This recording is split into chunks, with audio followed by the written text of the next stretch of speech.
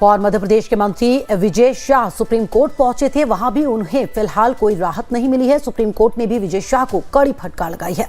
Supreme court ने कहा है कि एक मंत्री से जिम्मेदारी भरे बयान की उम्मीद की जाती है। मंत्री विजय शाह के मामले पर सीजेआई ने नाराजगी जताई है। सीजेआई ने हाईकोर्ट के आदेश पर रोक लगाने से इनकार करते हुए पूछा कि ऐसी टिप्पणी करने की जरूरत क्या थी।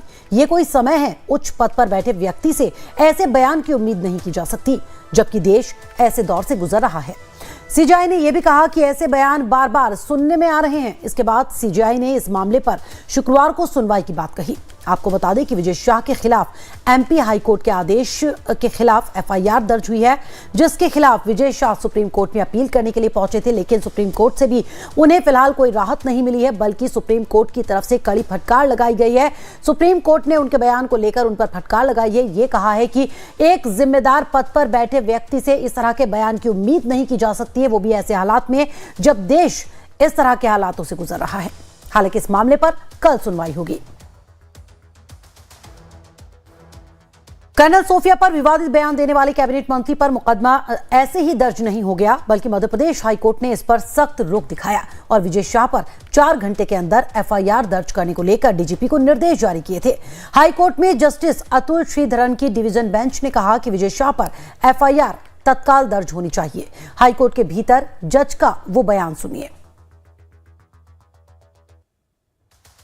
First of all, register the FIR. If those offences are not made, file a report, close the report. But as of now, prima facie, these are offences that the court finds as invalid, and therefore the FIR must be raised against this person. Sir 3 दिन का तो समय दे सकते हैं sir? कुछ घंटों का time देना, हम बस उतना ही चाहिए आपको FIR रजिस्टर करने। You will not be given 24 hours. और कानूनी लड़ाई के साथ साथ इस मामले में सियासी भिड़ंत भी बढ़ती जा रही है। कांग्रेस आज मंत्री विजय शाह के खिलाफ पूरे राज्य में आंदोलन कर रही है। कांग्रेस राजद्रोह के मुकदमे की मांग के साथ साथ विजय शाह को बर्खास्त करने की मांग पर अड़ी हुई है। प्रदेश अध्यक्ष जीतू पटवारी ने एक बार सीधे मुख्यमंत्री मोहन यादव पर निशाना साध लिया। क्या कहा, सुनिए। ये दलगत विचार से ऊपर का विचार है और ये विजय शाह से कोई जातिगत व्यक्तिगत दुश्मनी नहीं है। कांग्रेस पार्टी की जो विचार सेना के प्रति उन्होंने दिया, ये देश की एकता और अखंडता पर खतरा है। विजय शाह जी के खिलाफ जो हाईकोर्ट ने कार्रवाई करने के निर्णय लिया, बहुत स्वागत योग्य है और आग्रह फिर से है मोहन यादव से कि आप बताओ कि मैं मुख्यमंत्री भी हूं।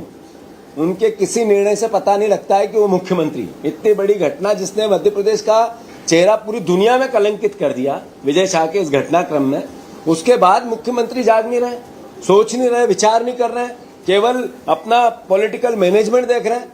ये ने शर्म का विषय है।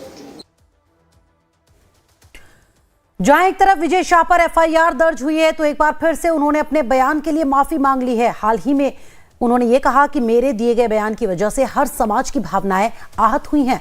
उसके लिए मैं दिल से न केवल शर्मिंदा हूं, दुखी हूं, बल्कि माफी मांगता हूं। मैं विजय शाह हाल ही में मेरे दिए गए बयान से जो हर समाज की भावना आहत हुई है, उसके लिए मैं दिल से न केवल शर्मिंदा हूं, दुखी हूं, बल्कि माफी चाहता हूं। हमारे देश की वो बहन सोफिया कुरैशी राष्ट्र धर्म निभाते हुए जाति और समाज से ऊपर उठकर उन्होंने जो काम किया है, वो हमारी सगी बहन से भी ऊपर सम्मानित हैं।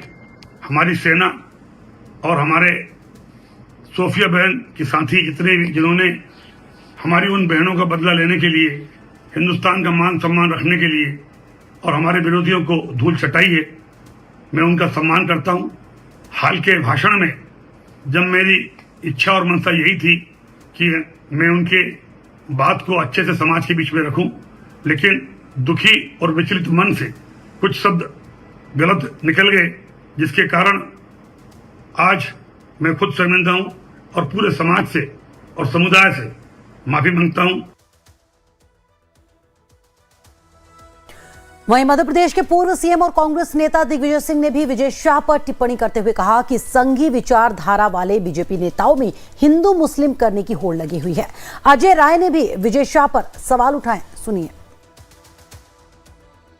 हाईकोर्ट के माननीय जज साहब को बहुत बधाई और धन्यवाद दूंगा जो उन्होंने स्वयं जो फैसला भाजपा को लेना चाहिए था उन्होंने अदालत में ले लिया, लेकिन भाजपा ने आज तक कोई कार्रवाई नहीं की है।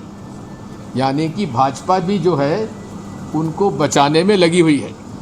मैंने जब कहा था मानसिकता, यही मानसिकता का विरोध कांग्रेस पार्टी सदैव करती रही है। लेकिन मेरा कोर्ट से हट की बात है, क्या भारतीय जनता पार्टी के प्रधानमंत्री, भारतीय जनता पार्टी के अध्यक्ष नड्डा जी क्या इस बयान को सही मानते हैं? अगर सही मानते तो कार्रवाई करिए, नहीं तो स्वीकार कर लीजिए कि नहीं, जो उन्होंने कहा वो ठीक किया, इसका निर्णय करना चाहिए। देखिए, लगातार हम लोग ये मांग कर रहे हैं कि जिस तरीके से एक बहादुर बिटिया का अपमान किया, और केवल वो कर्नल सोफिया का अपमान नहीं है, वो पूरे देशवासियों का अपमान है, वो सेना का अपमान है, वो नारी शक्ति का अपमान है। उसके बावजूद भी भारतीय जनता पार्टी का शीर्ष नेतृत्व आंख बंद करके बैठा है और ऐसे देशद्रोही को मंत्रिमंडल ने बैठा के रखा है। उनको तत्काल बर्खास्त करें, देशद्रोह का मुकदमा कायम करके उनको जेल के अंदर डालना चाहिए। उधर कांग्रेस के विधायक आरिफ मसूद ने कर्नल सोफिया कुरैशी को चिट्ठी लिखकर माफी मांगी है। आरिफ मसूद ने कहा है कि 2 दिन हो गए लेकिन अब तक बीजेपी ने अपने मंत्री पर कोई एक्शन नहीं लिया, जिससे साफ होता है कि सरकार और पूरी पार्टी मंत्री के साथ खड़ी है। आज तक उस मंत्री को ना हटाना, ना कोई कार्रवाई करना, तो मुझे ऐसा लगता है कि सरकार उसके साथ रहना चाहती है और सेना के उस अधिकारी जिसके ऊपर अभद्र टिप्पणी हुई है उसका सम्मान दिलाना नहीं चाहती। उसको अपमानित करना उनको शायद उस मंत्री का अच्छा लग रहा है। इसी वजह से मैंने आज उस कर्नल अधिकारी से एक पत्र मेल के माध्यम से भेजकर क्षमा याचना करी है पूरे प्रदेश की तरफ से, देश की तरफ से, कि सुफिया आपने बहुत साहसिक कदम उठाया था। सरकार आपके शब्दों पर कदम नहीं उठा पा रही, साहस नहीं कर पा रही, लेकिन हम पूरे प्रदेश की तरफ से आपसे माफी चाहते हैं। और लखनऊ में मुख्यमंत्री योगी आदित्यनाथ के नेतृत्व में कैबिनेट की एक